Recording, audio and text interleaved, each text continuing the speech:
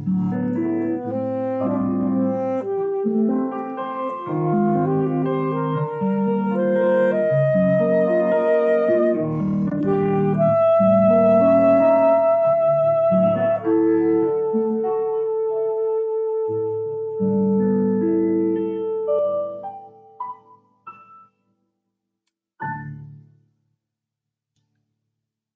morning, beloved of the living God. Here we are again in my home studio, and we are going to continue our series on newness in God this morning. We'll be looking at a passage from the Old Testament in Isaiah chapter 65 and one in the New Testament in 2 Corinthians 5. And so let me read for us the Isaiah passage. See, I will create new heavens and a new earth. The former things will not be remembered, nor will they come to mind. But be glad and rejoice forever in what I will create. For I will create Jerusalem to be a delight, and its people a joy. I will rejoice over Jerusalem and take delight in my people.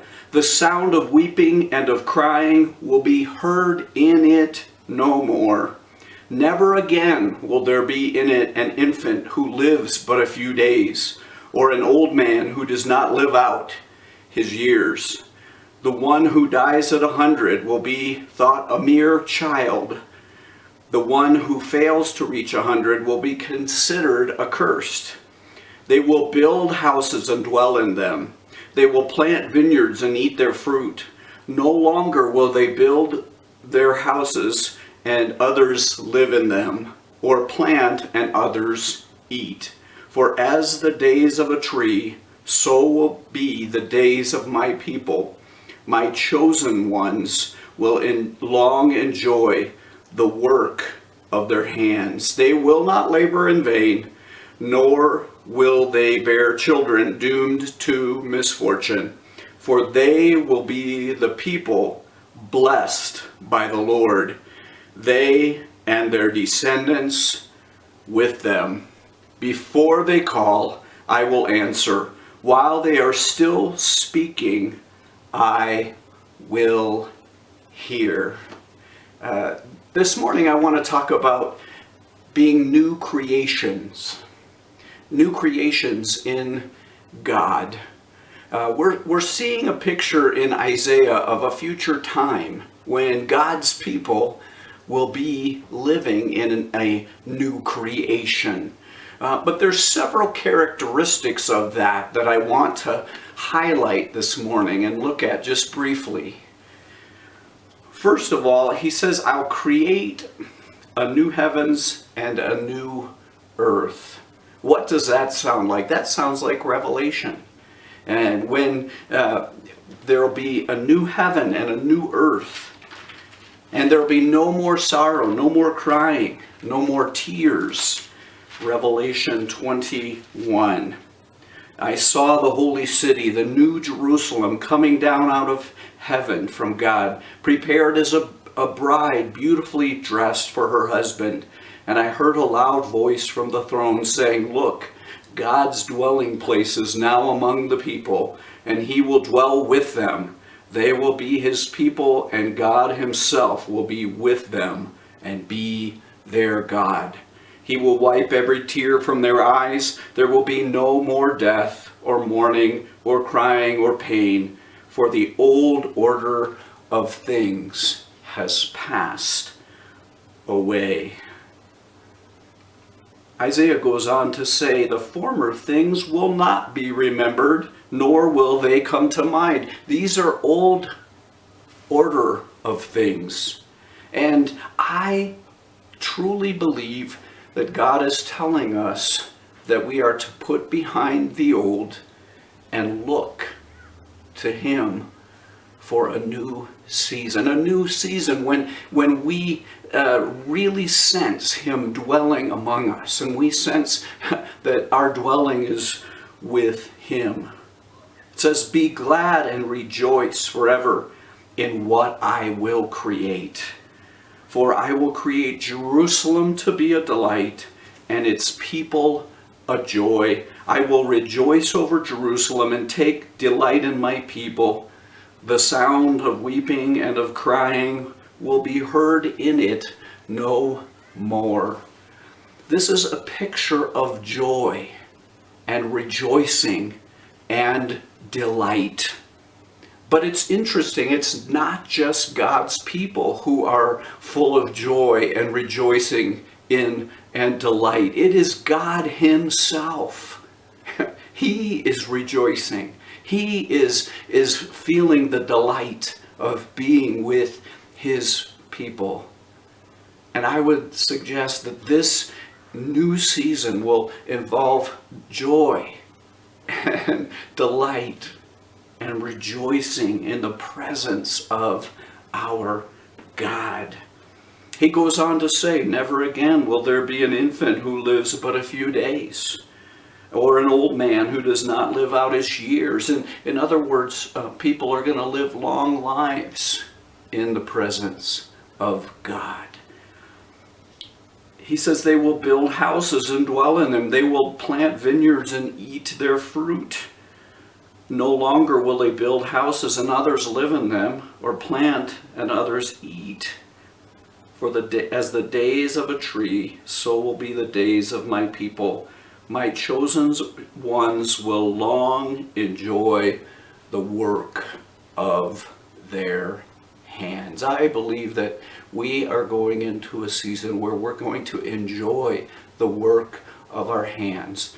Not just helping people with their physical needs, but helping people with their spiritual needs. And it's going to be a joyful delight to be at Cornerstone Community Church. Not just our church, but the churches in Aurora, in Denver, in Colorado, throughout the United States and all over the world. There's a new season of joy and rejoicing coming. Finally, he goes on and talks about the people being blessed by the Lord, and not just one generation, but descendants after them. They'll call and he'll answer before they call. He'll hear them while they're speaking. The answers of God's mysteries will be available to us. Well, what is our role in this? Let's look at 2 Corinthians in chapter 5 and in verses 16 through 21. So from now on we regard no one from a worldly point of view.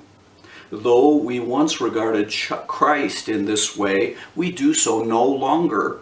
Therefore, if anyone is in Christ, the new creation has come, the old has gone, the new is here. I want to talk about that for just a minute. The new is here. If you're in Christ, you're a new creation. If you're in Christ, the new is here. This description is not future for us, it's now. We are new creations in Christ, and He wants us to live that way. He wants us to live in this new creation where we are His people and He is our God, and we're sensing and enjoying His presence like never before. Goes on, all this is from God, who reconciled us to Himself through Christ and gave us the ministry of reconciliation, that God was reconciling the world to Himself in Christ, not counting people's sin against them, and He has committed to us the message of reconciliation.